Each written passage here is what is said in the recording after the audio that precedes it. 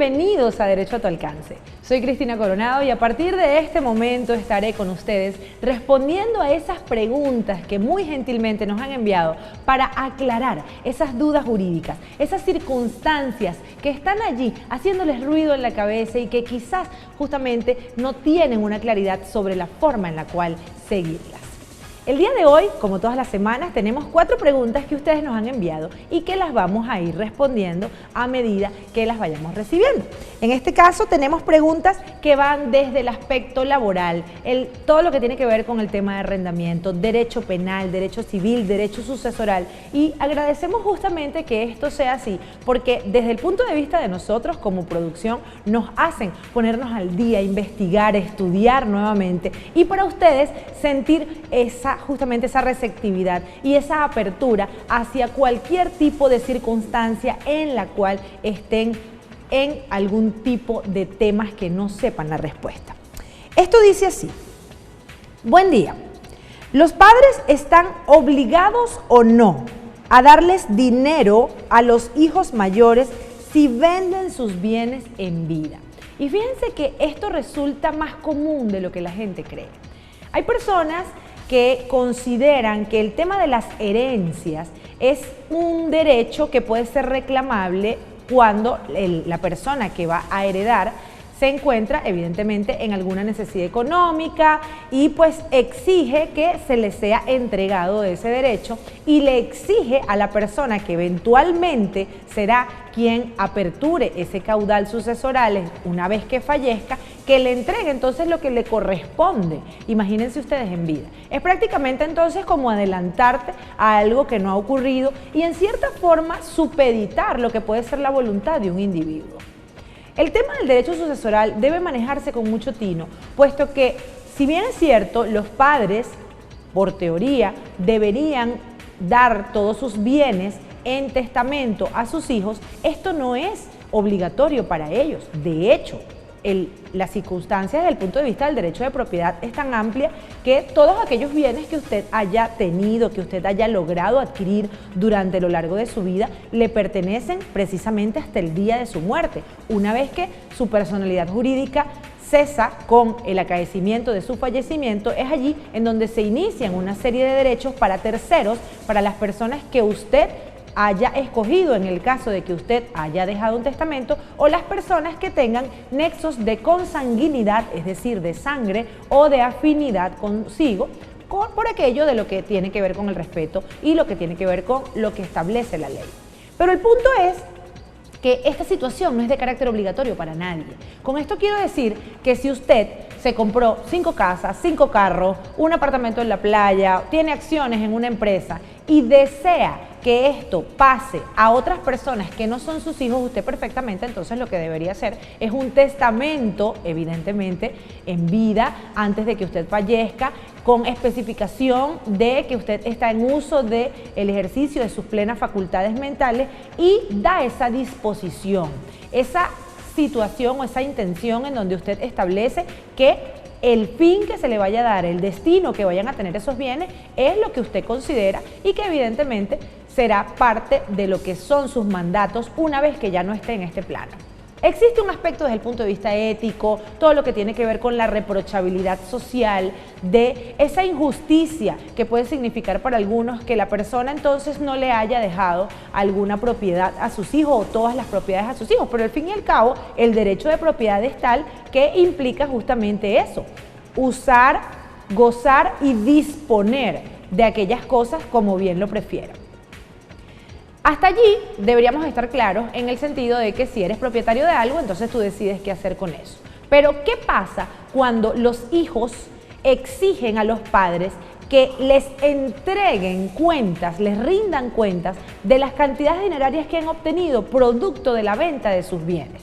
Esto, como lo dije hace un momento, es intrusivo, está completamente fuera de orden y es desde lo que podrían ser algunos sistemas de crianza hasta irrespetuoso, por aquello que si usted como padre hizo todo lo necesario para formar a su hijo, le dio todo lo que pudiera necesitar para ser un hombre o una mujer de bien, autosuficiente, y ya está en una edad, en una mayoridad es decir, ya tiene más de 18 años y tiene las capacidades físicas y cognitivas para valerse por sí mismo, ¿cómo es que le va a exigir que usted le rinda cuenta de la venta de sus bienes? ¿Cómo es que desde el punto de vista o valiéndose de la reprochabilidad moral que podemos tener de repente aquellos seres humanos que consideramos que las cosas son porque son? Es decir, por el hecho de yo tener un hijo, entonces este hijo mío tiene derecho a heredar todo lo que yo deje, pero también tiene derecho a disponer de aquello que él considere que le va a pertenecer a futuro una vez que yo fallezca. Esto es algo que debemos concientizar, porque nosotros no podemos sentirnos dueños de algo que pudiera ser de nuestra propiedad a futuro si ocurre en determinadas circunstancias.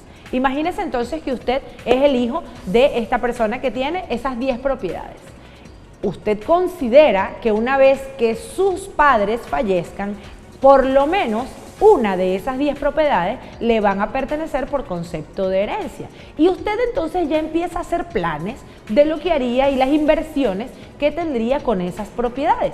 Pero ¿qué ocurriese si al fallecimiento de sus padres usted no es de los beneficiados con el testamento? Existiera entonces un testamento en donde se establece que usted no va a ser el beneficiado de ese bien. ¿Pudiera entonces usted indicar que esto es ilegal? Existen jurídicamente técnicas y existen mecanismos procesales para impugnar testamentos cuando se considera que son falsos, que han sido alterados o que hubo un vicio en el consentimiento de la persona que lo redactó. Pero, ¿qué ocurre en aquellos casos en los que la persona sí, en pleno conocimiento de sus potestades y bajo lo que es la decisión de su propiedad, indicó que no le iba a dejar esos bienes? Pues no pasa nada. En realidad, eso forma parte de los derechos que todos los seres humanos tenemos, el disponer de nuestras cosas, y no puede usted pretender ser dueño de algo futuro y mucho menos pretender que se le exija y se le rinda cuenta de lo que será algo futuro. Por esta razón, si usted como padre decide vender un inmueble o todos sus inmuebles incluso estando en vida, sus hijos no le pueden exigir que usted le rinda cuenta. Y cuando digo que no le pueden exigir, digo que no le pueden exigir jurídicamente hablando que usted les rinda cuentas y les entregue en vida lo que sería su herencia, porque desde el punto de vista legal esto no es así. Existe ciertamente la figura de la donación, existe ciertamente figuras jurídicas que permiten que usted en vida haga traslación de la propiedad o entregue cantidades de dinero a sus hijos. Y todos los padres, sobre todo los padres venezolanos, sabemos que somos bastante protectores en ese aspecto y rara vez desamparamos desde el punto de vista financiero a nuestros hijos. Pero lo cierto es que jurídicamente hablando no existe una obligatoriedad para esos hijos de exigir y reclamar herencias en vida. Las herencias, como bien lo establece el legislador, son derechos que nacen una vez que la persona fallece. Antes no se pueden exigir. En consecuencia, si esta persona que nos ha enviado esta inquietud tiene intención de vender algo y no quiere entregar ni un centavo de lo que está vendiendo a sus hijos en vida, quienes se lo están exigiendo previamente, alardeando del derecho a la herencia, sepa que perfectamente lo puede hacer y no puede ser demandado, denunciado o establecido un requerimiento jurídico por aquello de que usted está en pleno uso de sus derechos y de sus facultades intelectuales, lo cual le da esa posibilidad de disponer de su bien. Al regreso responderemos a la segunda pregunta acá en Derecho a tu Alcance. Ya volvemos.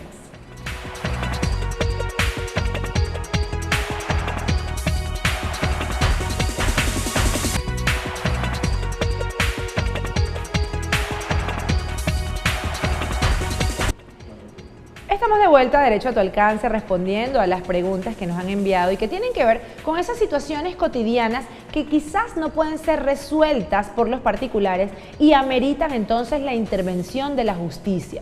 Recordemos que existe justamente la factibilidad que usted pueda acceder a los órganos de administración de justicia o asesorarse de un abogado que a nivel privado también les oriente en cuanto a lo que debe hacer. En este espacio, creado especialmente por Latina Medios para usted, tiene la oportunidad de exponer cuáles son esas dudas, cuáles son esas circunstancias por las que está atravesando y nosotros acá de manera gratuita le damos la información que requiere.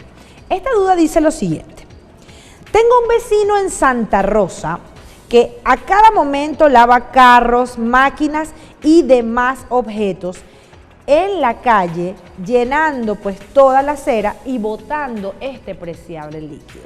Fíjense que evidentemente a veces cuando consideramos todo lo que tiene que ver con el aspecto de la convivencia, de la libertad que podamos cada uno de nosotros tener en nuestros hogares de hacer y no hacer, nosotros pensamos que a veces opiniones como estas pudieran ser injerencias, pudieran ser intrusiones que no son necesarias y que hasta pueden ser tildadas de chisme. Pero lo cierto es que existe desde el punto de vista jurídico aquella máxima que establece que su derecho termina en donde comienza el mío. Para nadie es un secreto que el Estado Lara ha tenido racionamientos de luz y de agua por diferentes circunstancias. Esto hace necesaria la organización de cada uno de los dueños de hogar para establecer las condiciones mínimas de comodidad que todos merecemos. En consecuencia, si tenemos la recepción del vital líquido y sabemos, quizás podemos controlar cuáles son los periodos en los que recibimos el agua y sabemos cuáles son los momentos en los que esto va a ser así, deberíamos, ¿por qué no?, también organizarnos para ahorrar la mayor cantidad de agua posible. Esto evidentemente afecta a la convivencia ciudadana. Independientemente del tamaño que puedan tener cada una de las viviendas, aquellas que no tienen un acondicionamiento de un garaje lo suficientemente grande y son pequeñitas, no están entonces acondicionadas para lavar maquinaria pesada, para lavar vehículos. Si usted sale de su vivienda, saca su vehículo de su vivienda, o peor aún, ni siquiera lo puede introducir a la vivienda porque no tiene un garaje, sino que lo para en la calle, y una vez que llega el agua usted saca alegremente su manguera o sus tobos y se pone a lavar vehículos, maquinaria pesada, muebles y enseres en la calle, usted está causando una lesión a lo que tiene que ver con la convivencia, a lo que tiene que ver con la paz y la tranquilidad que todo ser humano merece, tanto en el interior de su casa como en los alrededores. Porque cuando hablamos de propiedad privada debemos entender que ciertamente los metros cuadrados que corresponden a su vivienda son de su exclusiva propiedad, pero no significa que la calle, que las zonas que estén cercanas a la vivienda, que las áreas comunes le pertenezcan. Usted tiene una alícuota de derecho a utilizar, por ejemplo, el famoso derecho de frente. Usted puede estacionar su vehículo allí, ¿cómo no? Pero eso no le permite entonces que usted pueda estar lavando vehículos allí. Además de esto, es un tema de conciencia social, ¿no? Cuando nos ponemos a pensar en aquellas personas que ni siquiera tienen acceso a este vital líquido, que tienen que pasar por circunstancias graves, tenemos zonas de la ciudad que tienen meses que no han recibido el agua, tienen circunstancias en las que se ven en la imperiosa necesidad de cancelar cisternas para poder satisfacer sus necesidades mínimas, y esto nos lleva evidentemente a la reflexión hacia lo que estamos causando y lo que le estamos generando a esas personas. Entonces, ¿qué hacer? Siempre en Derecho a tu Alcance establecemos la factibilidad de que haya una mediación entre las partes, que no sea necesario judicializar. ¿Y por qué? Porque los abogados existimos con la finalidad de solucionar o solventar problemas que los particulares, las personas no abogadas, no lo pueden solventar por sí mismas. En teoría, todos deberíamos valernos del sentido común que nos caracteriza, de nuestras capacidades de raciocinio, de mediación, de convivencia, para poder llegar a un acuerdo. Segura estoy que este vecino que envía esta queja bastante tiempo lleva aguantando esta circunstancia. Quizás tenga, como no, una forma de mediar y establecer, oye, no digo que de pronto no laves tu carro una vez a la semana o una vez cada 15 días, pero no laves además más de un carro, que no te dé por lavar entonces también muebles, neveras y enseres, que evidentemente tanto obstaculicen mi paso como hacen, por qué no decirlo, factible la situación de que pueda acabarse entonces el líquido. Y por esto es importante entonces el llamado a las comunidades. ¿Para qué? Para que hagan una especie de acuerdo entre los vecinos y se organicen para que esto sea arreglado. Si esto no ocurre, ustedes en segunda instancia cuentan con la prefectura. Ahí mismo en Santa Rosa tienen su jefatura civil y tienen su prefectura, que evidentemente están en la plena capacidad desde el punto de vista de sus potestades de hacer lo propio para establecer las condiciones mínimas de convivencia. En consecuencia, bastará solamente con informar acerca de la situación. Algo que yo siempre asesoro a mis clientes y a todas las personas que acuden a mí es acerca del buen uso de los dispositivos digitales. En este momento todos constantemente entramos a las redes sociales, vemos lo que hay allí, vemos lo que se publica, pero no nos damos cuenta que tenemos justamente con nuestros dispositivos electrónicos un arma poderosa para generar pruebas, para demostrar lo que está ocurriendo, porque a veces con el tema de convivencia es una situación que puede rayar en tu palabra contra la mía. Entonces, a usted le oriento o le sugiero a que deje constancia digital de la existencia de esa situación. Haga un video desde su casa sin agredir o sin ofender o sin obstaculizar la actividad que esta persona está haciendo, pero desde donde se visualice lo que está haciendo. Pues en el video evidentemente se va a dejar constancia de la hora, del día en la que fue grabado y usted allí incluso hasta podrá describir qué es lo que está ocurriendo. Si esto ocurre con mucha frecuencia, usted puede hacer tantos videos como a bien considere en aras de ilustrar a la autoridad pertinente acerca de lo que está ocurriendo. Y esto lo digo con el ánimo de hacer una especie de cama jurídica para las pruebas, para lo que eventualmente será su pretensión. Si por la prefectura no le atienden, si le indican que bueno, agotaron las citaciones y las personas no quisieron acudir y nada pueden hacer al respecto, entonces tiene todavía otra vía que es la Fiscalía Municipal. En este caso el Ministerio Público cuenta con fiscales municipales que evidentemente tienen la potestad jurídica, tanto por la Constitución y la ley, para proteger esos derechos de cada uno de los ciudadanos y evidentemente entonces estos fiscales, al tener conocimiento de la situación, le harán las cosas más fáciles porque no tendrá usted ni siquiera que grabar videos ni nada, sino que el fiscal del Ministerio Público comisionará un organismo investigativo para que lleven a cabo todas esas diligencias tendentes a demostrar esa situación que usted ha formulado la denuncia y en consecuencia hacer la mediación correspondiente para tratar de poner un coto a esta situación.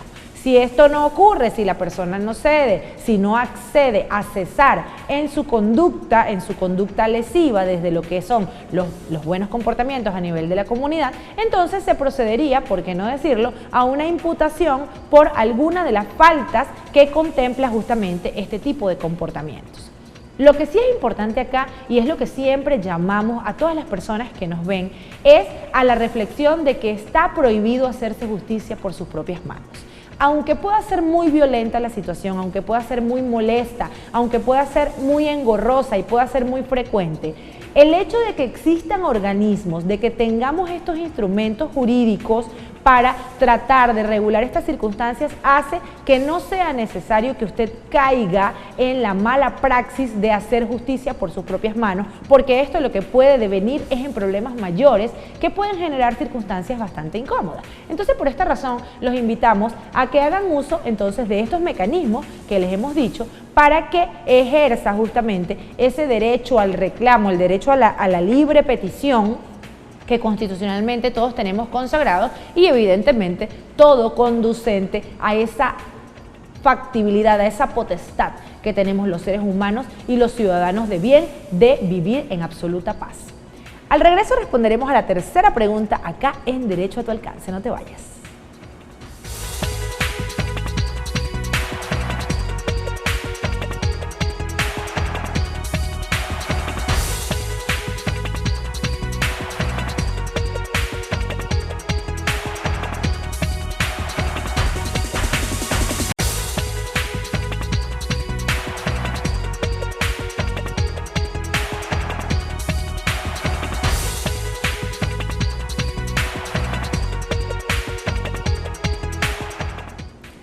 Estamos de vuelta en Derecho a tu Alcance respondiendo esas preguntas que nos has enviado para solventar las situaciones jurídicas que se te presentan, esas dudas, esas circunstancias que quizás no sabes ahora cómo continuar. Esta pregunta es bien interesante y dice lo siguiente: doctora Cristina, cuando un juez da una orden y la persona no la quiere aceptar, ¿qué se hace allí? Acá estamos hablando de la figura del desacato a la autoridad. Y para quienes no lo saben, esto es un delito. En consecuencia, si existe una decisión jurisdiccional que previamente trajo consigo un proceso, una demanda, una querella, una denuncia, una serie de pruebas que se evacuaron para demostrar estas circunstancias y que trajeron como consecuencia una decisión judicial. El que esta decisión no sea acatada significa entonces que estamos en presencia de esta figura del desacato a la autoridad. Fíjense lo siguiente, existen circunstancias jurídicas que, por no tener de pronto una connotación desde el punto de vista penal, las personas suelen no atender con la rigurosidad que deberían. Es decir, a veces las personas consideran que por no tratarse de una orden que establezca una privación de libertad o una prohibición de salida del país o una presentación periódica, creen que sencillamente no es algo tan grave porque no implica restricciones a la libertad de tránsito. Y esto no es así.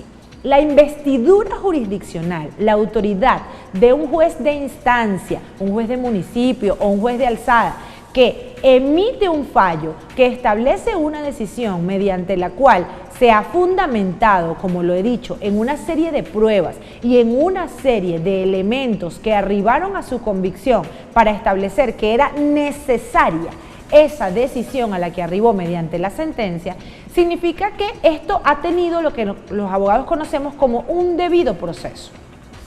Y ese debido proceso no es más que el respeto a todas las garantías constitucionales y legales que los ciudadanos tenemos para justamente eso, que se protejan nuestros derechos constitucionales.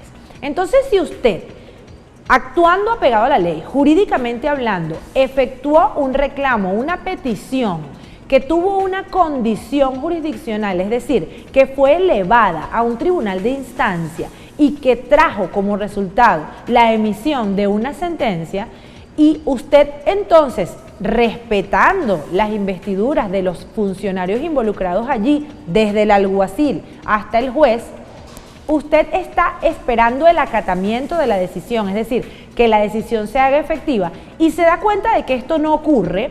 Entonces acá estamos en presencia de este delito que evidentemente debe ser investigado. Les voy a hablar con algunos ejemplos para que vean cuáles son las vías para ejecutar.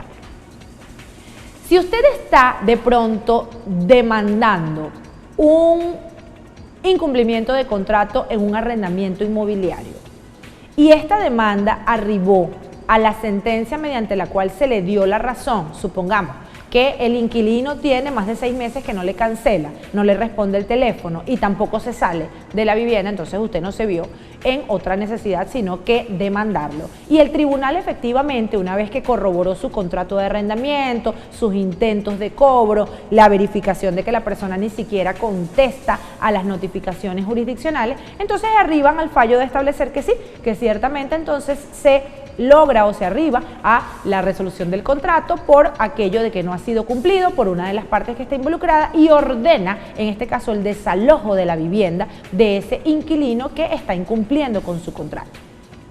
Cuando usted se va del tribunal con esa decisión en la mano, súper feliz porque logró su cometido, se supone que esta decisión debería ser de tracto instantáneo, de cumplimiento instantáneo, pero no es así. ¿Por qué? Porque en nuestro estado existen tribunales ejecutores de medidas. En consecuencia, evidentemente la organización jurisdiccional hace que los tribunales que emiten una decisión, para que esta decisión sea ejecutada, evidentemente ofician a estos tribunales para que se constituyan y desde el punto de vista de lo que tiene que ver con la práctica forense, es decir, con todo lo que son las actividades en la vida real, entonces este tribunal se traslade y constate con el apoyo de los organismos policiales que sean necesarios que se le dé cumplimiento a esa orden. Puede ocurrir que en el ejercicio de esa actuación el tribunal de repente no consiga a nadie.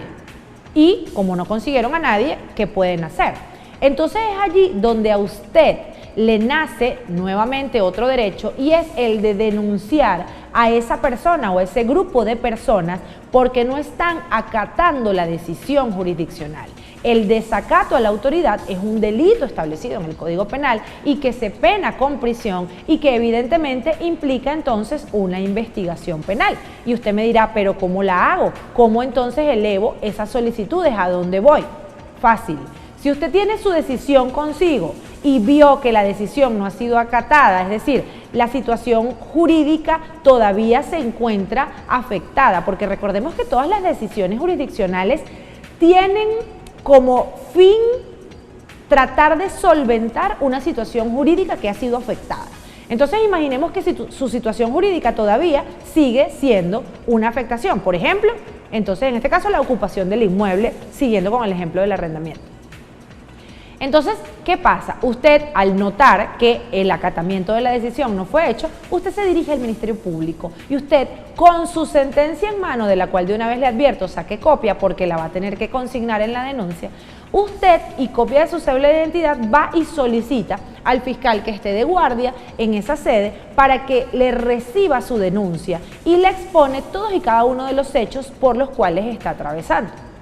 Una vez hecho esto, entonces el Ministerio Público, constatado cómo ha sido que realmente hay una decisión jurisdiccional, que se agotaron las instancias jurisdiccionales y que ahora ya es problema del derecho penal que ya viene a tomarse en este ámbito, entonces iniciará la investigación. ¿Y cómo la inicia? Designando a un fiscal que tenga evidentemente competencia en este tipo de actuaciones y que inicie la investigación.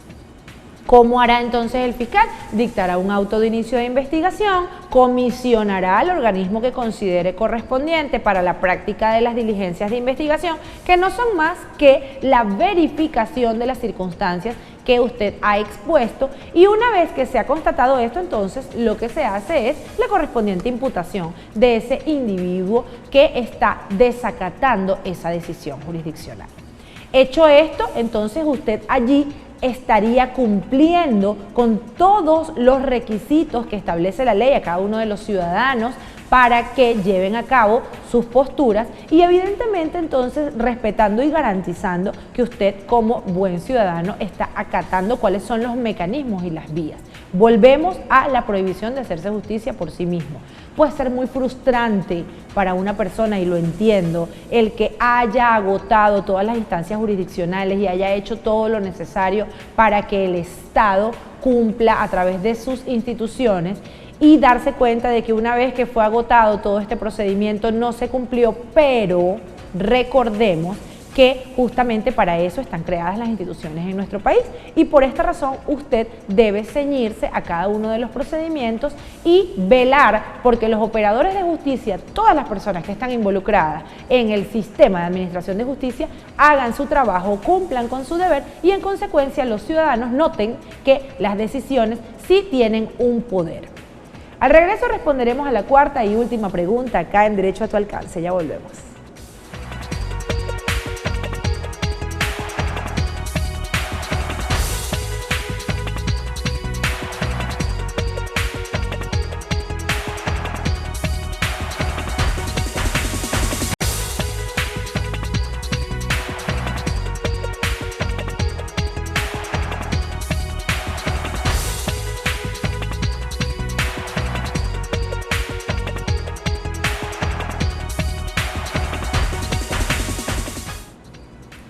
Estamos de vuelta acá en Derecho a tu Alcance, respondiendo esas preguntas que nos han enviado para saber cuáles son los mecanismos y las vías jurídicas para proceder.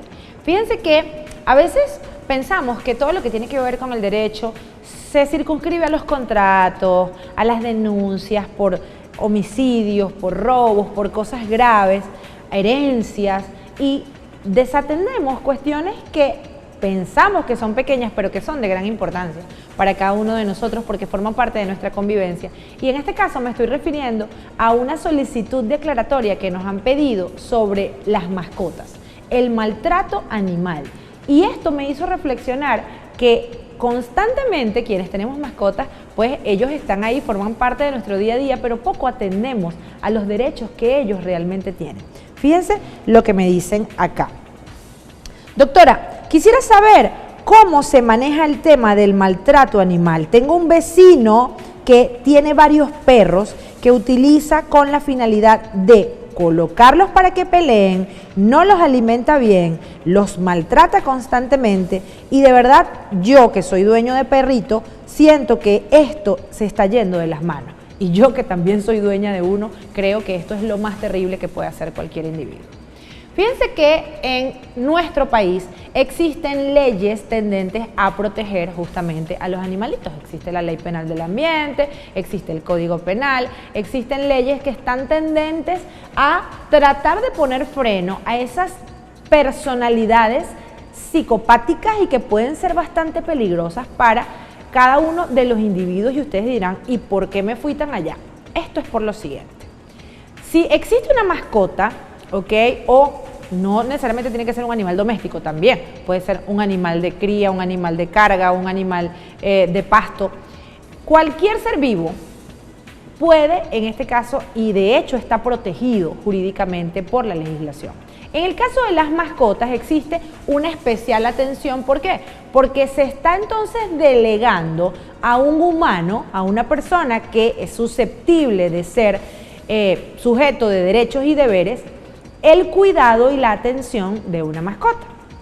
Para quienes somos adeptos pues al tema de las mascotas, sabemos la importancia que tienen para cada uno de nosotros, los consideramos unos miembros más de nuestro grupo familiar y nos duele ver que les maltraten o que estén en condiciones deplorables. Cuando usted es madre y usted ve a una madre en la calle maltratando a un niño, a veces hasta tiene el ímpetu de decirle que no lo haga, que por favor deje de hacerlo, y también ocurre con el tema de las mascotas. Pero cuando está ocurriendo en un plano superior, en donde, como lo exponen acá en este caso, se trata de personas que acumulan mascotas con la intención incluso de sacar un fin de lucro para ponerlas a pelear. El tema de las peleas de perros, para quienes no lo han visto, puede ser algo bastante bizarro, bastante sangriento y bastante doloroso. Hay algunas peleas que terminan solamente cuando uno de los canes fallece, y esto de verdad que es terrible. Y si además de ello, el tema de lo que es la disciplina que le imprimen a estos pequeños animales para poder lograr unos rasgos de personalidad agresivos y que se defiendan y que cada vez sean más efectivos en cuanto a lo que tiene que ver con este mal hábito de las peleas caninas, entonces nos damos cuenta de que se trata de una situación que, tal cual como lo han establecido acá en la pregunta que nos han mandado, se escapa de las manos. El hecho de que exista una persona identificada, ¿ok?, que tiene varios animales en estas condiciones, entonces es el primer punto para iniciar el proceso de investigación. ¿Qué debe hacer usted? Usted debe formular la denuncia en contra de este individuo. ¿Por dónde? Lo puede hacer por la policía, por el CICPC, por el Ministerio Público, pero debe hacerlo. Me dirá, no me quiero meter en problemas con el vecino, no quiero represalias en mi contra, ¿quién quita y ese hombre cuidado y no me tire un perro de esos que ya está también agresivo y me muerde? Entiendo cada una de sus preocupaciones, pero también recordemos que la ley nos faculta a formular denuncias de carácter anónimo, o mejor dicho, a formular denuncias en las cuales nuestra identidad sea protegida, por aquello de evitar esas represalias. Entonces, en este sentido, resulta súper interesante que usted sepa que usted puede formular una denuncia en la cual solicita que sus datos sean reservados para que no haya una represalia en su contra. Ya sanado, o en este caso habiendo cesado la duda hacia lo que pudiera ser su integridad, entonces ya pasamos a tratar de proteger a estos animalitos inocentes. ¿Y qué es lo que decimos? Bueno, evidentemente el nombre, la dirección de la persona, las actividades a las cuales se ocupa justamente con atención a este maltrato animal, y si podemos hacer un registro fílmico de esto, un registro fotográfico, muchísimo mejor. Una de las cosas que yo establezco en cuanto a lo que es positivo de las redes sociales y el uso, el acceso que tienen las personas en la actualidad con solo su teléfono celular a grabar un video y subirlo a TikTok, establecer enlaces con las autoridades, las mayores autoridades de justicia de nuestro país a través de Twitter y cualquier tipo de red social, es algo que, si se usa bien, puede ser muy positivo, porque hace que la actividad o que esa conducta llegue de inmediato. De hecho, hemos visto en algunos casos circunstancias en las cuales videos de grabación de maltrato animal se han hecho virales y han logrado la captura de la o las personas que están implicadas en esto. ¿Y por qué lo digo? Hablo justamente en este momento del estado de peligrosidad del individuo. Si usted tiene a ese vecino que se dedica a eso, sepa que los rasgos de comportamiento de este vecino pueden ser un peligro para usted y para las demás personas de esa zona.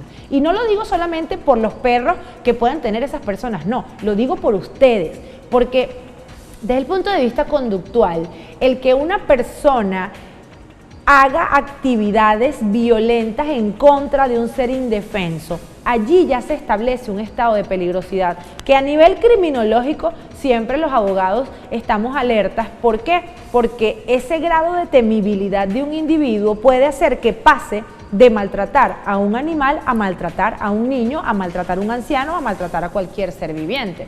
Y en consecuencia entonces este riesgo evidentemente debe ser frenado. No estamos con esto queriendo decir que una persona que se encarga de cometer estas actividades y de maltratar animales debe ser penada por maltrato a personas, porque evidentemente el derecho penal establece cada una de las circunstancias propias de lo que es la conducta, pero sí debemos establecer que este tipo de individuos como mínimo deberían pasar por una valoración psicológica forense para determinar cómo está desde el punto de vista mental y cuán susceptible puede ser de realizar ataques en contra de las personas que tiene cerca de sí. Ni qué decir del futuro de estos animalitos, quienes tienen todo el derecho de ser sacados de ese lugar que evidentemente significa un riesgo para ellos y trasladados hasta cualquiera de las muchísimas casas de albergue que hay para animales que están en situación de riesgo social, de riesgo físico. Por esta razón, evidentemente entonces usted, además de tener su conciencia tranquila al tratar de ayudar y hacer algo por estos pequeños seres indefensos que no tienen evidentemente manera de expresarse y que hasta incluso pudieron haber desarrollado un cariño por esta persona, porque los animales son tan nobles que hasta llegan a desarrollar cariño por sus propios maltratadores, vemos la necesidad entonces de actuar. Y esto también con un fin preventivo, puesto que siempre lo digo, el tema de la conducta humana nos demuestra de que hoy lo que es pequeño se puede convertir en algo más grande si no se frena. Entonces, si esta persona está llevando a cabo estas actividades, haga lo propio, así como tuvo la iniciativa de dirigirse a mí para solicitar la orientación al respecto, entonces termine de ejecutar esa buena intención, de buena voluntad que tuvo para salvar esos animales y también para salvarse a usted y a las personas que están a su alrededor acerca de un posible comportamiento delictivo de este individuo. Esto ha sido todo por hoy. La invitación es para la próxima semana para que sigan acompañándome acá a responder a cada una de las preguntas que nos han enviado. Agradecidos estamos por esta receptividad y por este envío constante de esas dudas que han tenido. Créannos que serán respondidas en su oportunidad correspondiente, porque acá la idea es que cada uno de ustedes recuerde que el derecho está a tu alcance.